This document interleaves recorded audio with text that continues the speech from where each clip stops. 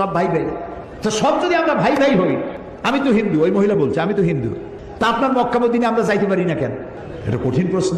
আমি চিন্তা করলাম কি জবাব দেয়। আমার কাছেও জবাব আছে, কিন্তু উনি কি বলেন সেটা শোনা দরকার। উনি জবাব দিলেন, বোন আপনার বাড়ি কই? কই তো ইন্ডিয়ায়। জন্মস্থান কোথায়? এখানে। আমার জন্মস্থানও এখানে। আচ্ছা বোন, আপনি কি জানেন যে ইন্ডিয়ায় এমন এমন এমন জায়গা আছে যেখানে এখানে জন্মগ্রহণ করার পরেও সে জায়গায় আপনি আর আমি যাইতে পারি না? এরকম জায়গার নাম জানেন? কোন এরকম জায়গা থাকবে কেন? আমি ইন্ডিয়া জন্মগ্রহণ করছি, সব জায়গায় যাইতে পারি। উনি বললেন মোটেই না, এখানে এমন এমন জায়গা আছে যেখানে আপনি আমি প্রবেশ করতে পারবো না, তার নাম ক্যান্টনমেন্ট। ক্যান্টনমেন্টে আপনিও ঢুকতে পারবেন না, আমিও ঢুকতে পারবো না। ক্যান্টনমেন্টে ঢুকবে যারা নিরাপত্তার দায়িত্বে, দেশ রক্ষার দায়িত্বে যারা আছে, যে কোনো মুহূর্তে ডাক দিয়ে পড়ে জান দেওয়ার জন্য, রক্ত দেওয়ার জন্য, জীবন দেওয়ার জন্য ঝাঁপায় পড়বে, সেসব সেনাবাহিনীর জন্যই ক্যান্টনমেন্ট তৈরি করা হয়।